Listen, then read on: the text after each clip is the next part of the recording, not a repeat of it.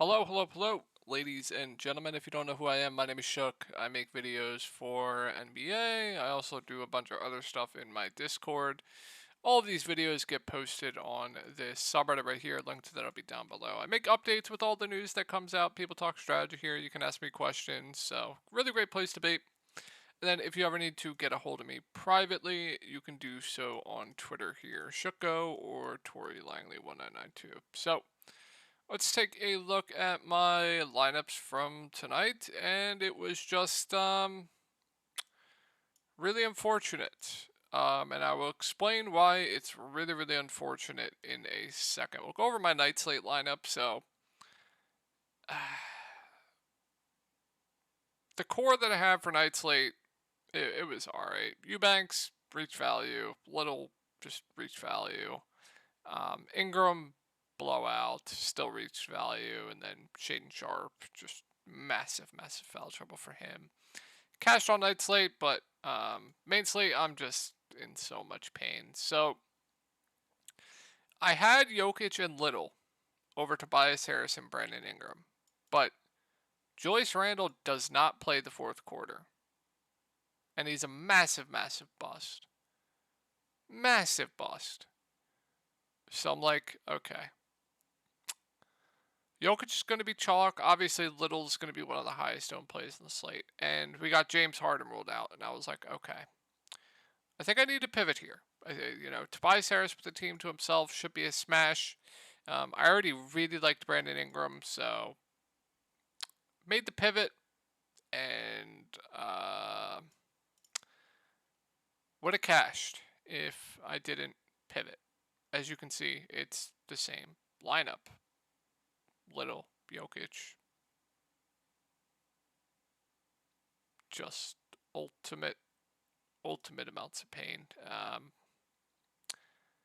honestly probably cash regardless if Randall plays the fourth, if Brandon Ingram plays the fourth, if Tobias Harris plays the fourth, if Jalen Smith plays the fourth. How many of my guys were in blowouts tonight and just didn't? Tobias Harris, no fourth quarter run. Jalen Smith, no fourth quarter run. Julius Randle, no fourth quarter run. Brandon Ingram, no fourth quarter run. How one slate, guys, where I just don't run worse than anyone on this planet. One. Just one.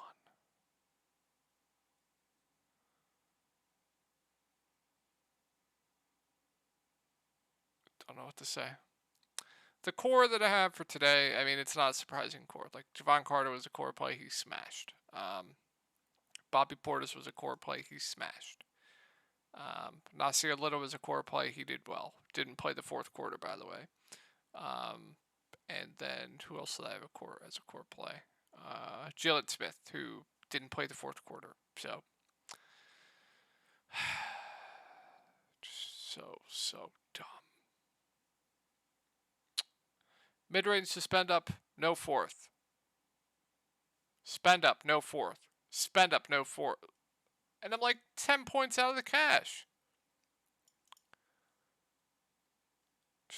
By the way, if you played the Sixers tonight or the Knicks and like absolute shark plays, Julius Randle, RJ Barrett, Josh Hart, Tobias Harris, Tyrese Maxey was chalk, so I'm not going to call that a shark play, but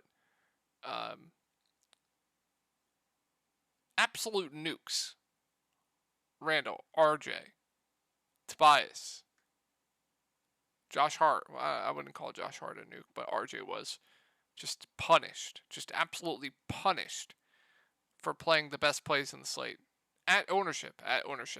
You have to factor in ownership with that stuff. So, even got low owned TJ McConnell, just nuke, and not low owned 20%. About right, I guess. So dumb. By the way, let's go over the slate. So, if you want in-depth content where I provide, player pools for cash, GPPs, cores, stuff like that, in-depth videos, like privately, I also do XFL content. Another thing. Let's just show more proof. More proof. Lance Lenore, healthy scratch. That game, this Lance Lenore game, this was on, I believe, Friday. It was either Friday or Saturday. What's today?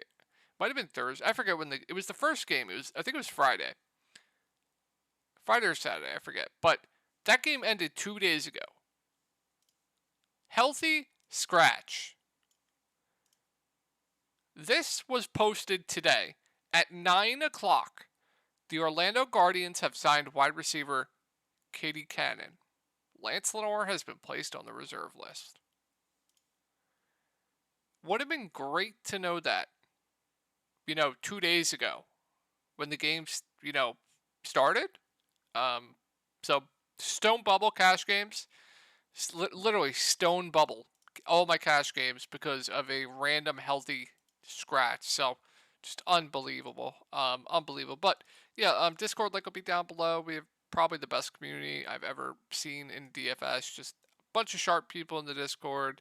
It's great. And then also I offer a bunch of other stuff. We have people that, we're going to have MLB. I don't do MLB stuff, but we have a bunch of sharp people that will help with MLB, PGA, NASCAR, stuff like that. So, yeah, that'll be down below. Let's go over the slate. I did enough ranting.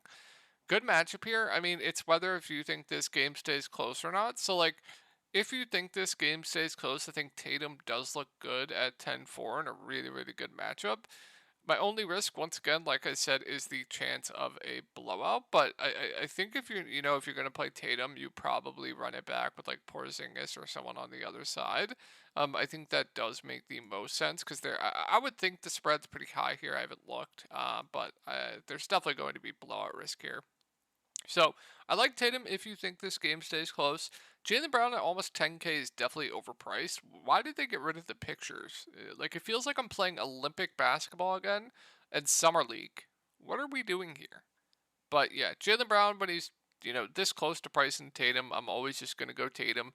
Everyone else is now priced up to when guys were out. So Derek White, Brogdon, both a bit overpriced for my liking. I think Marcus Smart at 5'7" is still reasonable, but I think a bit overpriced as well. You have Al Horford at 5'5". No, thanks. Robert Williams, I think, might be my favorite play on the Boston Celtics. I think we get, 20, 25 minutes from him. He's a good point per minute guy. You guys always know I like targeting Daniel Gafford. Daniel Gafford might be out, so that could change. But so yeah, some interest in Robert Williams. Think he's an okay value, but there is a center that I'd much rather play at the same price, which is Nick Richards in the Charlotte game. So yeah, just a tournament only play there. Let's move over to Washington. So no Beal, no Kuzma. We have Monte Morris questionable. We have Daniel Gafford questionable. If everyone is in, then once again, it comes down to if you think this game stays close. Like, if you think this game stays close, then yeah, I like Porzingis at the top. His usage has been great. He's shown a tremendous ceiling with the team to himself. He's been killed with foul trouble and blowouts of late. I know the matchup isn't good, but I'm not going to worry about matchups too much. I think Washington might push the pace a little bit here. And then when a guy is just like has the team to himself, like, sure, matchups can matter, but not going to factor that in too much here. So I do like Porzingis for GPPs. I think Denny at 6'5" is just like a super safe play. Very, very good cash game play. No issue if you want to go there for GPPs as well. I expect, mid-30s minutes from him, a guy that can stuff the stat sheet. Definitely has double-double upside. I don't know if he has triple-double upside, but definitely double-double upside.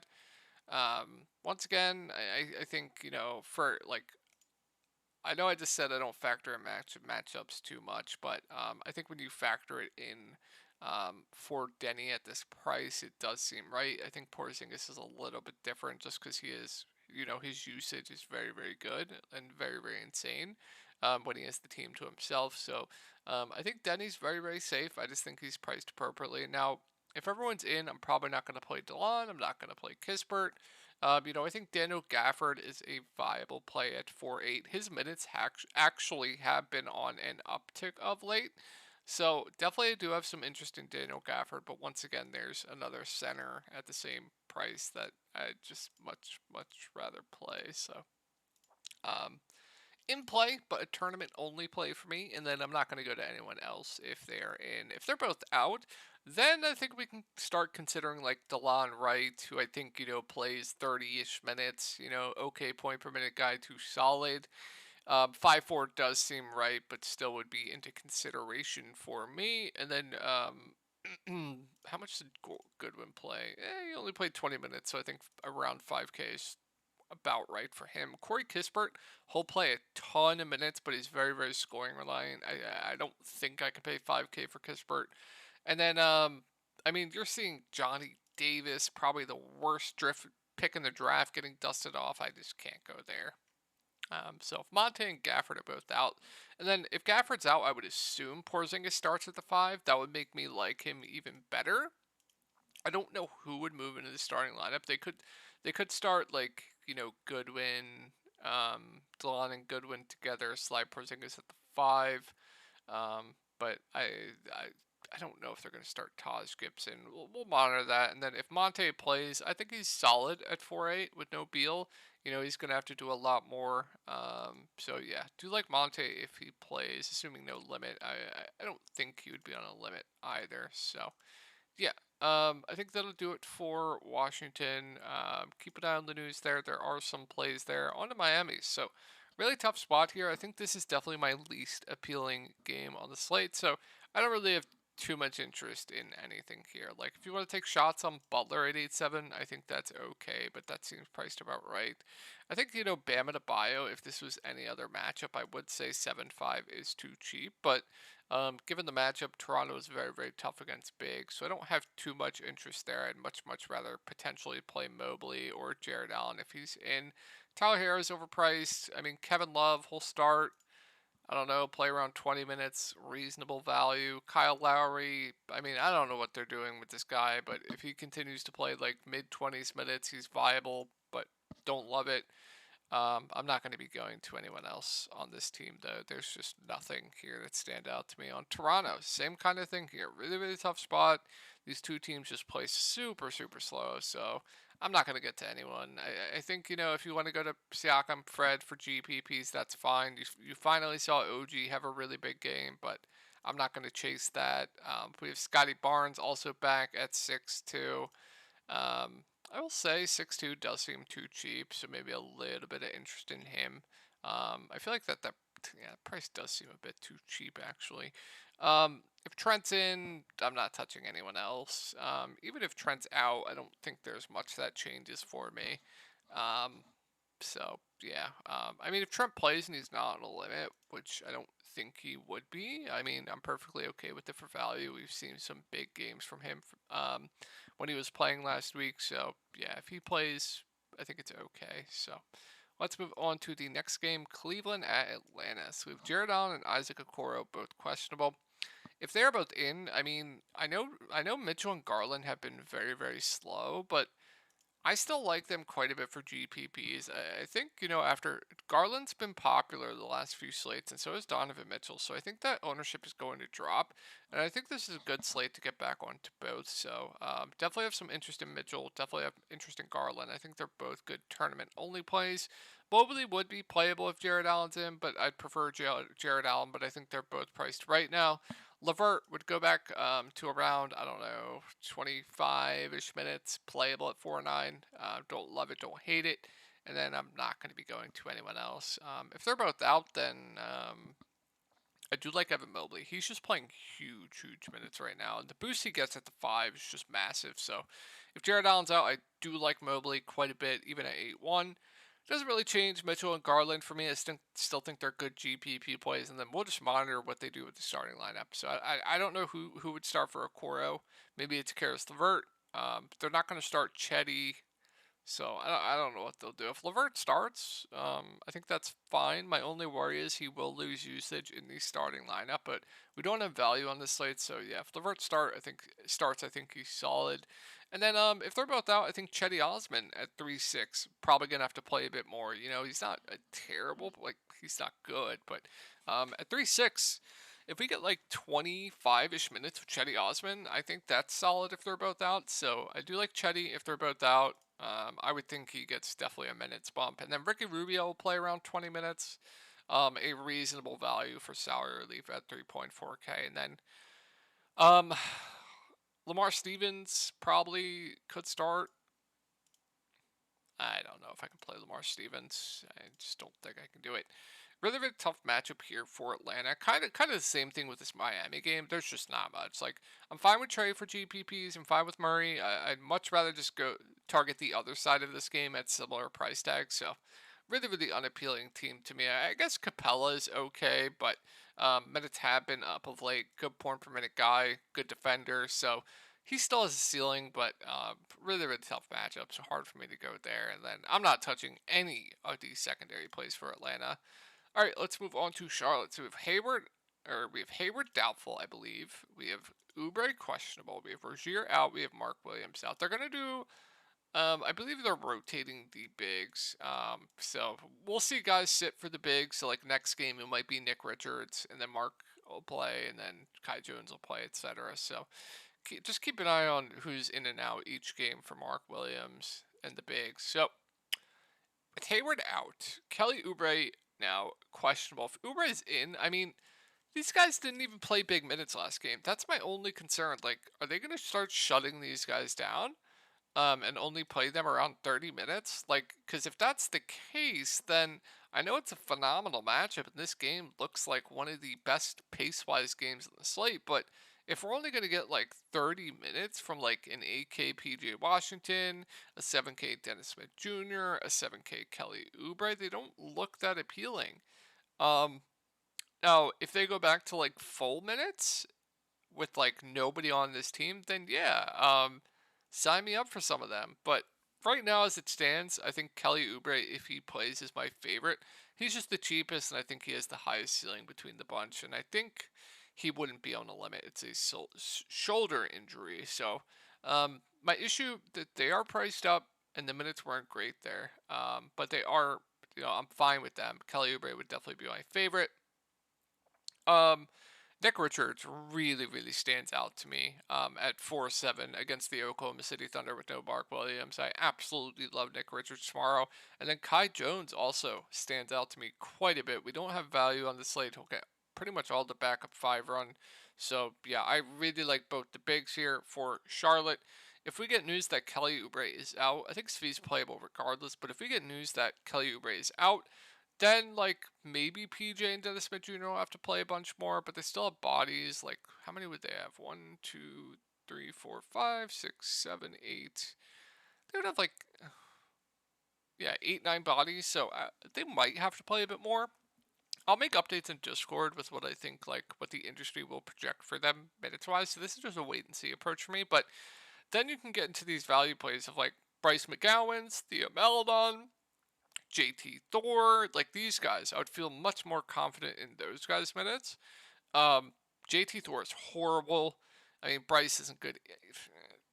I mean, they'd be playable. Kai Jones is just far and away my favorite, though, of the bunch, I think.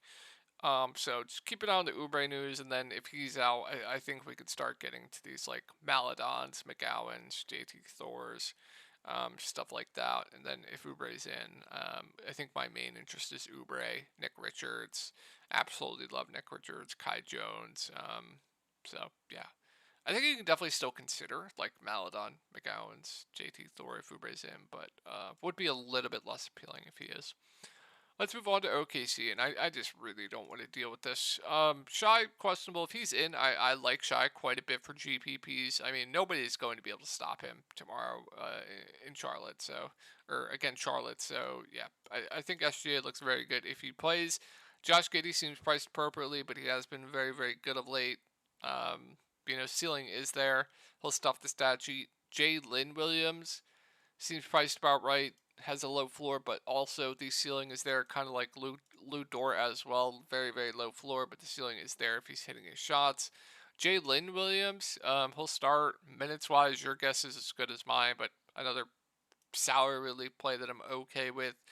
Poku was a DNP last game, so pretty much impossible to go there, and I'm not touching anyone else. But, I mean, if Giddey's out, good luck trying to figure out what they're going to do. If SGA is out, good luck with trying to figure out what they're going to do. We've seen in the past Giddey be massive chalk and they just barely play him. This is what I will say. If they go back to their normal rotation with SGA out and they play their guys full minutes, then I really like Josh Giddey. I think Jalen Williams is the safest regardless. Actually, with SGA out, Jalen Williams has been bringing the ball up an absolute shit ton, and his floor and ceiling goes way, way up. And I think his minutes will be very, very, very secure even if SGA is out. I don't think OKC is going to troll him. So I would really like Jalen Williams if SGA is out. I looked at his rates with SGA off the court, and I looked at games in the past when SGA is off the court, and I just really, really like what I saw. Don't kill me if you play him tomorrow and he busts with SGA out, but yeah, I really like Jalen Williams if SGA is out. Lou Dort, he gets a bump as well, gets a ceiling bump as well. I think he'd probably get a bit of ownership as well. No issue going there. And then I assume Isaiah Joe will move into the starting lineup. He would be a solid value. But once again, in the past, they have benched him in the starting lineup when SGA is out. So there is risk. But once again, not a lot of value on the slate. So yeah, Joe, solid if SGA is out. And then same thing with Jalen Williams that I said before. His role doesn't really change much. And I'm not playing Trey Mann, Aaron Wiggins. There's no way. I don't think I can do it. So let's move on to Orlando. And this team just seems pretty balanced to me. Like I'm fine with them all. With Suggs back, I'm less interested in Cole Anthony at that price tag because I think he'll lose a bit of minutes. Jalen Suggs himself will probably play low 20s minutes, reasonable value.